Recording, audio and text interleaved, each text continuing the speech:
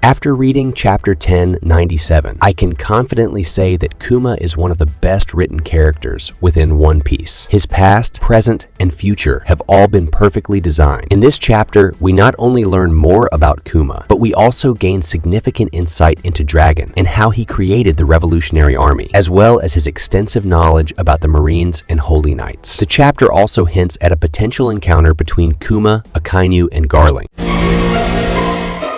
However, the chapter's end raises questions about Bonney's true identity, as it appears that she might not be Kuma's daughter at all. So, to dive deeper into these aspects, let's start with today's chapter titled Ginny. On the chapter's cover page, we see Kuma using his devil fruit abilities to catch fish, and Ginny is shown grilling those fish for a meal. So this story starts with yet another flashback, where the God Valley incident had passed by 8 years. This means that Kuma is now 17 years old, and Ginny is 21. They both still lived inside the Sorbet Kingdom, and we see that Kuma had become a pastor while living there. Old people used to come to him one after another, carrying the pain of their old age. But Kuma only did this on Sundays because Ginny had advised him to do so. If it were up to Kuma, he would have done this every day, but Ginny was worried about him. Ginny had also grown up, and her things had grown quite large.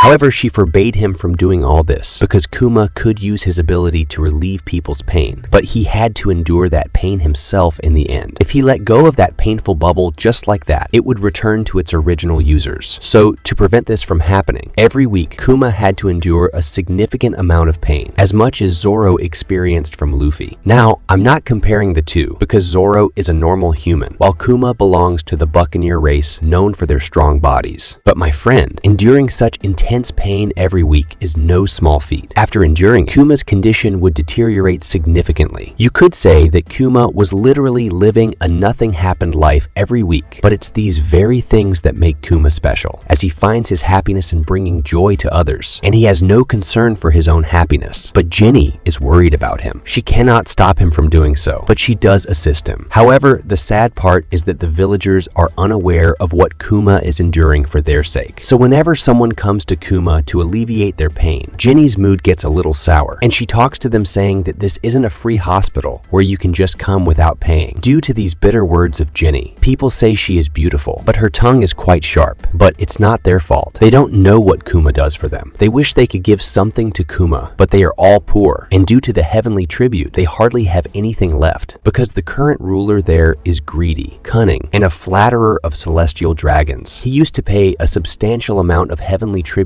to appease the celestial dragons, which led to the local people facing many hardships. And as time passes, another 5 years go by. The scene shifts to the same church where Kuma is seen. Ginny has just proposed to Kuma, asking him to marry her. However, Kuma declines her proposal, and Ginny asks, "Why are you saying this? Don't you love me? I'll always keep you happy." So Kuma responds to Ginny's proposal saying, "Yes, I will be happy if I marry you, but I can't forget how my parents suffered because I am Buccaneer. I don't want you to go through the same. That's why I'm declining." It's clear that Kuma did love Ginny. Next, Kuma changes the topic and starts talking about freedom fighters whose warrants have been issued by the government because they protested in many kingdoms. He comes across a photo of Monkey Dragon in the newspaper, and he's impressed by how cool he looks. Kuma decides that someday he'll embark on a journey like that and dedicate his life to helping people. This poor guy, Kuma, has endured so much. Even after everything he's been through, he's still thinking about helping people. So in the comments, let's show our respect for Kuma. Next, in the following panel, we see two guys bringing some fish to Kuma and Ginny. These are the same guys who used to bully Kuma when they were kids. These two were also in Bonney's crew. It seems they joined Bonney's crew because of Kuma and Ginny, probably to protect them. And yes, this flashback is from 25 years ago, so Bonney wouldn't have been born yet because her age is 24. So for now, let's fast forward 1 year. But there's a big twist coming up in the story. So let's see that first before we talk about Bonney. 3 more years pass, where the Sorbet Kingdom's ruler crossed a line. He implemented the Celestial Dragon's slave policy within the kingdom, dividing kingdom into 2 parts. The northern part belonged to Sorbet Kingdom, while the southern part became a lawless area, where poor and elderly folks lived, unable to pay the hefty heavenly tribute. So the king removed the entire southern part from his kingdom, because the heavenly tribute amount depended on the number of citizens, and if he excluded the elderly and poor people who couldn't pay taxes, the heavenly tribute amount would decrease. You can think of it similarly to the situation in the Goa Kingdom, where the wealthy people lived inside the walls, while the rest of the area, like Fuchsia Village, had become a lawless area where poor people, pirates, and bandits roamed. Same happened with Sorbet Kingdom. As a result, the southern area of the Sorbet Kingdom became lawless, with no government protection. This led to the enslavement of the local population, against which Kuma also fought, but he couldn't take on the entire kingdom's army by himself, so he was imprisoned. Along with Ginny and other individuals, they were all captured. I think Kuma may have become a prisoner with good intentions to avoid harming anyone. However, as we all know, every story has its twist. Dragon arrives with his army known as Freedom Fighters, enters this tale, and we see Ivankov, who also become part of Dragon's army. They launch an attack on the kingdom, dethrone the king, and abolish the system of slavery and other ineffective systems, bringing joy to the people. In the next panel, we see Ivankov with Dragon inside the prison, where Kuma and Bonney were held captive. As soon as they enter, Ivankov offers Kuma to join them in changing the world. Kuma and Bonney eventually join the Revolutionary Army, as this is a flashback from 22 years ago. Before arriving in the Sorbet Kingdom, the Ohara Incident had already occurred. Following this, we are shown Dragon, who is contemplating how to expand the Revolutionary Army. Their main challenge is acquiring funds, and this is the same issue that we heard about from Doctor Vegapunk inside Ohara. It's because of the lack of funds that Doctor Vegapunk didn't join Dragon, so Dragon is discussing how to gather funds, and currently, their main source of income is by attacking kingdoms in rebellion and taking some of their treasure to sustain themselves. In the next panel, Kuma asks Dragon how he knows so much about weapons, and that's when Dragon reveals that he used to be a member of the Marines. His exact position is not disclosed, but we now know that Dragon was indeed a Marine member. This connection between Dragon and a Kainu becomes possible given that both of them are of similar age. They might have known each other or received training together. However, Dragon left the Marines because there was no real sense of justice within the organization. They committed atrocities in the name of justice, and that's why Dragon is determined to help people, which leads to Kuma joining him. Then we are shown in the next panel that the story has progressed 8 years ahead. Here we see Ginny, who is now on an island and has become the commander of the Revolutionary Army's South Force. It appears that Ginny is quite happy because she is about to meet Kuma after a long time. However, this happiness doesn't last long as news reaches Dragon that Ginny has been kidnapped by an unexpected person whose identity is not revealed in this chapter. But if you look closely at this panel, it seems that someone is approaching Ginny. I believe this person might be the one who kidnapped Ginny. Now, talking about an unexpected enemy, it's unlikely to be the Marines. However, one thing to note is why Ginny was kidnapped. It could be because she was the mastermind behind the events in God Valley. Everything that happened in God Valley was due to her influence. She even sent a message to Rox and Roger about what was going to happen in God Valley, so perhaps that's why Ginny was kidnapped. Now it could either be the kidnapper government or the Holy Knights, but the chances of it being the Holy Knights are higher because not many people know them, and perhaps within the Holy Knights, Garling Figurland could be that unexpected person, and maybe during mission to rescue Ginny, Dragon could find out about the Holy Knights. However, it's also possible that the person is none other than a Kainu, because a Kainu has a significant history with Dragon, Bonney, and Kuma. So the one who kidnapped Ginny might be a Kainu. And I don't want to say this, but Ginny might have lost her life. But even bigger question is, who is Bonney? Because in these timelines, you might have noticed that there's no mention of Bonney. Maybe it's possible that Bonney is some kind of clone of Ginny because she looks just like her.